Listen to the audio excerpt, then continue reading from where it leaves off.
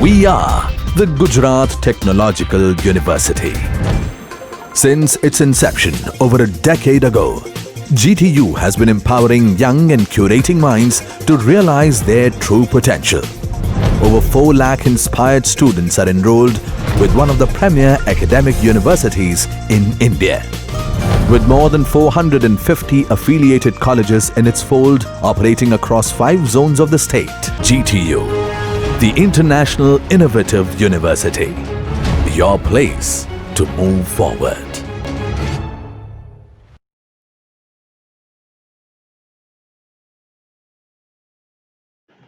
Hello, I am Preeti Baser. Today I am going to deliver the introductory session on .NET Framework. So, as we know that if you want to learn about any new technology or any programming language, we need to understand its architecture. So, as far as the .NET is concerned, we have the various component also. So, in today's session, we would like to discuss the architecture of the .NET Framework as well as its component such as MSIL code, CLR, CTS, CLS and FCL. There is a question arise in our mind that what is .NET? Is it a programming language? No, but the real fact is that it is not a programming language. It is a software framework which allows us to write a program in different platform.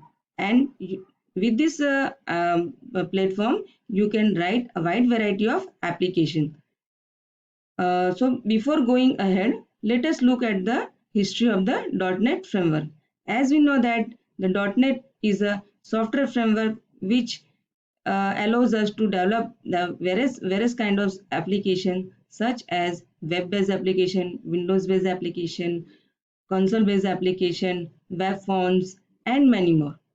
Basically, it was started by the Microsoft in 1990. So the first version of the this framework have been introduced in 2000. The subsequent version have been introduced in respective year. As you can see, the version 2.0, 3.0, 3.5 have been introduced.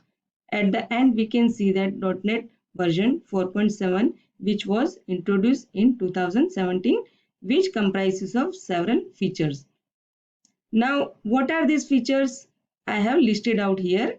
One of the feature, it is interoperability. That means if we write a program in different programming language, these programs can interact with each other.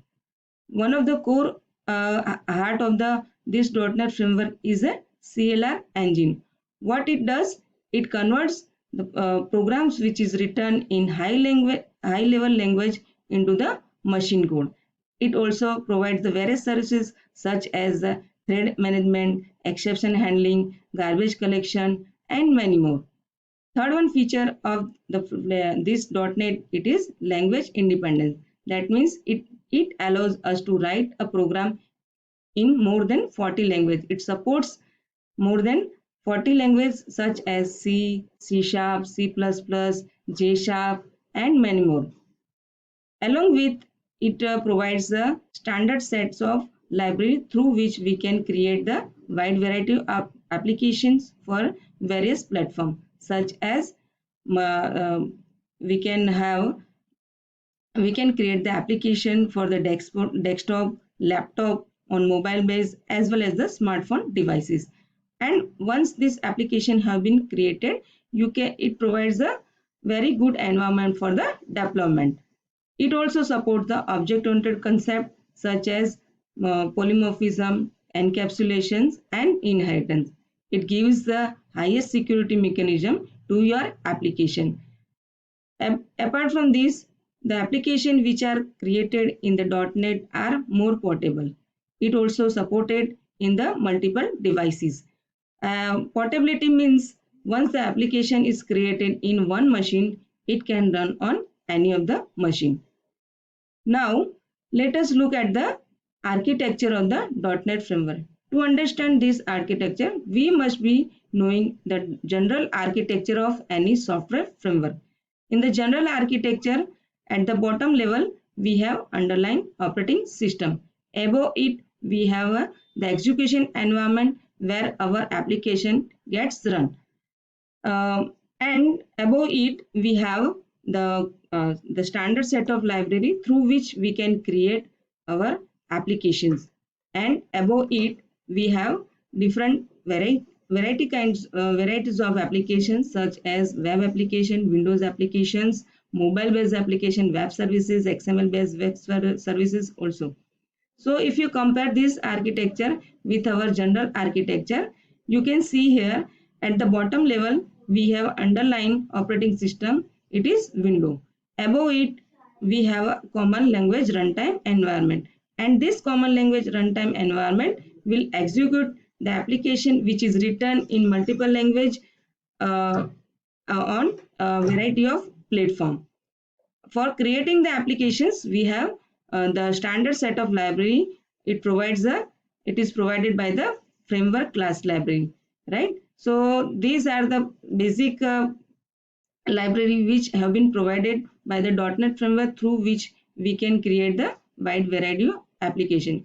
Above it we can see that we have various kinds of application which have been created with the use of multiple programming language. Now, if you look at this diagram, there are four major components of this architecture. First one is the CLS, that is Common Language Specification, Common Type Specification, Framework Class Library, and CLR, that is Common Language Runtime. So, in today's next slide, we will discuss each and every component in detail. Let us start with the first one component, that is the Common Language Specification. It defines a set of rules and restrictions which is applicable to all programming language. So it makes sure that once the program are written in one language, it can be interact with another language. It allows us to create the cross language independent platform. That means we are able to write your program in any of the programming language. Apart from, we can take the full advantage of object-oriented concepts such as inheritance, polymorphism, exceptions, handling, and thread management, and many more features. So the languages which are supported here, they are called as a CLS compliant language. There are more than 40 languages have been supported by this .NET framework. Next one, the CLR, it is a common language runtime. So basically it is the core of the .NET framework. The program which is written in multiple programming language is to be compiled with its respective compiler, and this generates the MSIL code. Now this MSIL code is to be executed by the CLR. There is a one component which is running inside the CLR, that is JIT. This JIT is converts the MSIL code into the machine code. So this is the heart of the .NET framework through which our framework works. Now this component, CLR component, provides the various services such as thread support, COM marshaller, type checker, exception manager, security engine, debug engine, garbage collector, right? So there are the some of the functions of the CLR component, like thread support provides the thread mechanism in your application. You can write more than one application in your program.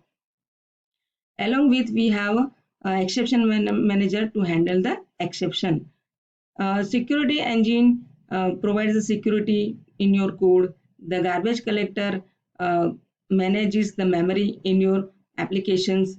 So these are the services, these are the functions are provided by this various CLR component.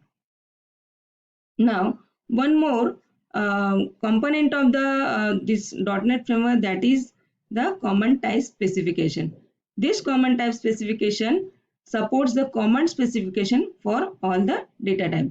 That means if the code which is written in one programming language, it can talk with the code written in another programming language. For example, if we have declared the variable in two different programming language, it is to be converted into the common types. So this allows our application to behave like as a more language independent. It defines how the types are declared and how the code is managed at runtime. It helps the developer to develop the application in different programming language. One of the more important features of the .NET Framework, that is the .NET Framework class library. As we know that it is you can create the various kind of applications in this .NET Framework. There are rich set of libraries available through which we can create this wide variety dynamic application and wide variety of application. There are more than 7,000 classes, interfaces, and its respective methods are available. Through this, we can create the Windows Forms, ASP.NET, Windows Presentation Foundation, WCF, XML Base, Edio.NET also, and many more. Now, let us look at the managed code. What is managed code? The managed code is a code which is to be executed by the CLR. The application that are created using a managed code can contain the services of the CLR, such as type checking, security mechanism, automatic garbage collections, thread management, and many more. These CLR services help to provide the platform and language independence to the managed code application. This MSIL code, along with the metadata, describes the attribute, classes, and methods of the code reside in the assembly. The CLR compiles the code which is written in MSIL into the machine code. Let us look at how your .NET applications work here. We are writing the code in different programming languages such as VB.NET, C#, JavaScript. These applications are compiled with the specific compiler, right? So the output of this compilation process is MSIL code plus metadata, and this metadata contains the information about where your MSIL code locates. So using this metadata information, we can guide the JIT compiler to locate that code and to execute that code and only.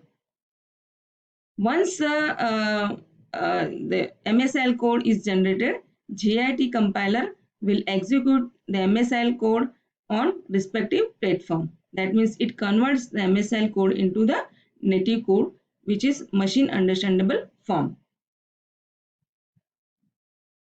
So I hope you must have understood my lecture. Thank you so much.